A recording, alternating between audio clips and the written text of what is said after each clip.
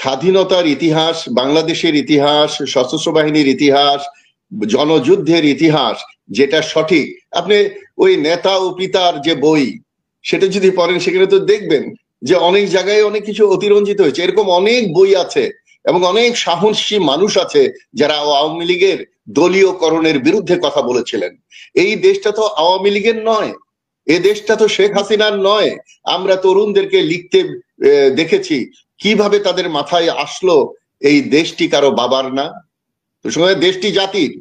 আমরা যেভাবে যেই দিন গ্রহণ করব সেটাই স্থায়ী রূপ পাবে। এখন ওরা চলে গেছে, ওদের বিচার হবে না অন্যায় ভাবে, আমরা সেটাকে সয়ে যাব, সেটা আওয়ামী লীগের সরকারের পক্ষে হতে পারে, কিন্তু অন্য কোনো সরকারের পক্ষে এটা হবে না।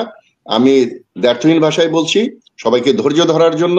প্রত্যেকটা অপরাধের বিচার হবে, না হলে আবার যুদ্ধ বাঁধবে দেশে। আমরা এই দেশকে ততবার মুক্ত করব যতবার আমরা অন্যায়ের বিরুদ্ধে দাঁড়াতে না পারবো। দেখুন, পাকিস্তান ভারত স্বাধীন হয়েছে কলমের কালো কালি দিয়ে, বাংলাদেশ স্বাধীন হয়েছে এক সাগর রক্তের বিনিময়ে। সুতরাং আমাদের স্বাধীনতা, আমাদের জাতীয়তা বোধ এবং আমাদের স্বাধিকার আমরা সর্বোচ্চ মূল্যায়ন করি। এখন এক একটা সরকার এক এক স্টাইলেই চলবে, এটাই স্বাভাবিক। এখন আওয়ামী লীগ সরকার যেরকম ভাবে শুধু আওয়ামী প্রোগ্রাম করতেন, আওয়ামী বিজয় দিবস করতেন, আওয়ামী 26শে মার্চ করতেন, দলীয় ভাবে অন্য কোনো দলকে দাওয়াত দিতেও তারা মানে কার্পণ্য করতেন। এমনকি সেনাবাহিনীর যে সকল অফিসাররা রিটায়ার্ড আওয়ামী লীগের সমর্থন করতেন না বা করতেন না, ওইদিকে কথা বলতেন না, তাদেরকেও রাষ্ট্রীয় অনুষ্ঠানগুলোতে আমন্ত্রণ জানানো হতো না। আর এই দিবসগুলোকে যখন স্বতঃস্ফূর্তভাবে মানুষ পালন করবে সেটাই কিন্তু বড় কথা। কোন সরকার কিভাবে পালন করছে সেটাকে আমি গুরুত্বপূর্ণ মনে করি না। আমি দেশের মালিক জনগণ কিভাবে এই দিনটাকে নিচ্ছে। এবং ডক্টর কলিমুল্লাহ স্যার যেটা বললেন যে 26, উনি রেফারেন্স দিয়ে বলেছেন একজনে যে 22 ডিসেম্বর হবে কিনা নাকি 16ই ডিসেম্বর হবে, আত্মসমর্পণ। কারণ ভারত তো নিজেই দ্বিধা বিভক্ত।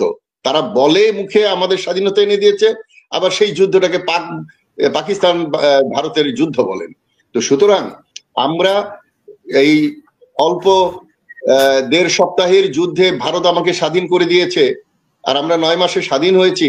সেটা যদি 90 মাস লাগতো বা 90 বছর লাগতো, তবুও এই বাংলাদেশের মানুষ স্বাধীন হতো। তো আপনি এটা মনে করার কোনো সুযোগ নাই যে আওয়ামী লীগ যেভাবে এই দিনগুলো পালন করতো এই সরকার বা পরবর্তী সরকার এসে একইভাবে পালন করবে, এটা অবাস্তব। তো সুতরাং আমরা দেখব যে অতি রঞ্জিত না করে, অতি মানে ইতিহাসকে মূল্যায়ন না করে দেশ চলছে কিনা। এটা যদি তাই চলে, এটা একটা অস্থায়ী সরকার। আমরা যখন স্থায়ী সরকার পাবো তখন আমরা বুঝতে পারবো দেশের যে সরকারে আসুক না কেন, ইতিহাসকে যদি অস্বীকার করতে চায় বা রিসেট বাটন ক্লিক করে যদি মুক্তিযুদ্ধ মুছে ফেলতে চায়, সেটা ভালো হবে কিনা সেটাই হচ্ছে।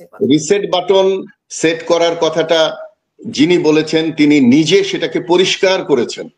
আমরা একটা পরিষ্কার বিষয়কে আবার এটাকে ধূম্র জালে পেঁচিয়ে আমরা এটাকে একটা ঝামেলা পূর্ণ করে তুলবো, এটা করা সঠিক হবে না।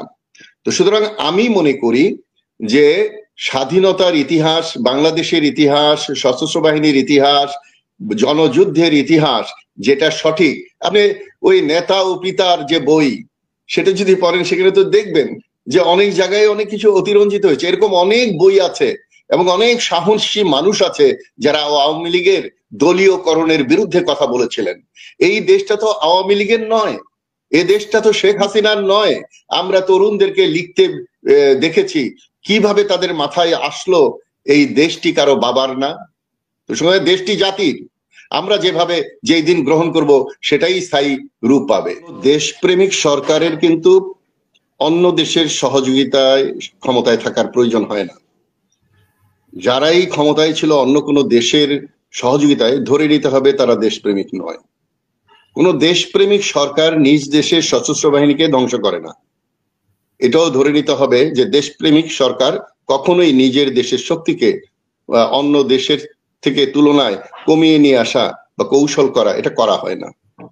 আমার সুযোগ হয়েছিল এই দেশের বাইরে আসার কিছুদিন আগে, আমি স্বরাষ্ট্র উপদেষ্টার সাথে দেখা করেছিলাম। 10টা পয়েন্ট নিয়ে লিখিতভাবে আমি ওনার সাথে দেখা করেছিলাম। তার প্রথম পয়েন্টটাই ছিল বিডিআর কার্নেজ। উনি স্পষ্টত আই কোট যে উনি বলেছেন we are working on it, Afsari এটা হবে, আমরা করছি, আনকোট। এখন একটা কোনো কারণে যদি কোনো কমিটি এদিক সেদিক হয়, স্থগিত হয়, প্রয়োজনে কারেকশন হয়, আমি এটাকে ওইভাবে দেখছি না। আমি আশাবাদী লোক, আমি আশা করছি যতদিন বাংলাদেশ সশস্ত্র বাহিনী থাকবে, যতদিন বাংলাদেশ টিকে থাকবে, সকল অন্যায়ের বিচার হবেই হবে। অন্যায় করে কেউ রেহাই পায়নি।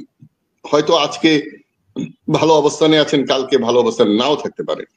তবে আমরা যদি আমাদের জাতির পক্ষে, দেশের পক্ষে, দেশের মালিক জনগণের পক্ষে কাজ না করতে পারি, ব্যর্থ হই, সেই ব্যর্থতা সেই সরকারের যে ব্যর্থ হবে। আমি স্পষ্টত বলতে চাই, সকল অবিচার, সকল অন্যায়, সকল হত্যার বিচার এই মাটিতে হবে, এবং এইটাই অঙ্গীকার ছিল আমাদের ছাত্র জনতার। এখন এর মধ্যে ছোটখাটো কিছু দুর্বলতা একটা সরকারের থাকতেই পারে, সেখানে আমাদের সহযোগিতা করে, রাজনৈতিক দলগুলো সহযোগিতা করে কিভাবে এটাকে সঠিক পথে নিয়ে গিয়ে সঠিকভাবে বিচার গুলো করা যায়, সেখানে সহযোগিতা করা উচিত। আমরা যখন পরিষ্কার বুঝবো যে এটা করা হচ্ছে না, তাহলে তো আবার যুদ্ধ বাঁধবে দেশে। কারণ যাদের আমাদের বন্ধু বান্ধব গিয়েছে, আমার 5টা কোর্সমেট, এর মধ্যে কর্নেল গুলজারের কথা আপনারা জানেন, কর্নেল নকিবের সাথে আমার ইলেকশনে কথা হয়েছিল, ইলেকশনের দিনে 2008-এ আমি ইলেকশন করছিলাম। গুলজার স্যার আমাদের বাংলাদেশ ন্যাশনাল ক্যাডেট করে নিয়োজিত ছিলেন। জি ছিল। তো এখন ওরা চলে গেছে, ওদের বিচার হবে না, অন্যায় ভাবে আমরা সেটাকে সয়ে যাব, সেটা আওয়ামী লীগের সরকারের পক্ষে হতে পারে, কিন্তু অন্য কোনো সরকারের পক্ষে এটা হবে না। আমি ব্যর্থহীন ভাষায় বলছি, সবাইকে ধৈর্য ধরার জন্য। প্রত্যেকটা অপরাধের বিচার হবে, না হলে আবার যুদ্ধ বাঁধবে দেশে। আমরা এই দেশকে ততবার মুক্ত করব যতবার আমরা অন্যায়ের বিরুদ্ধে দাঁড়াতে না পারবো। আর একটা কথা যেটা বলা হয় যে মানচিত্রই কিন্তু স্বাধীনতা নয়, মানচিত্রর সাথে স্বাধীনতার সম্পর্ক গৌণ। আমরা স্বাধীন কিনা, আমরা মুক্ত কিনা, এটা ইম্পর্টেন্ট। কবে মানচিত্র পেলাম, কবে পেলাম না, সেটা স্বাধীনতা নয়।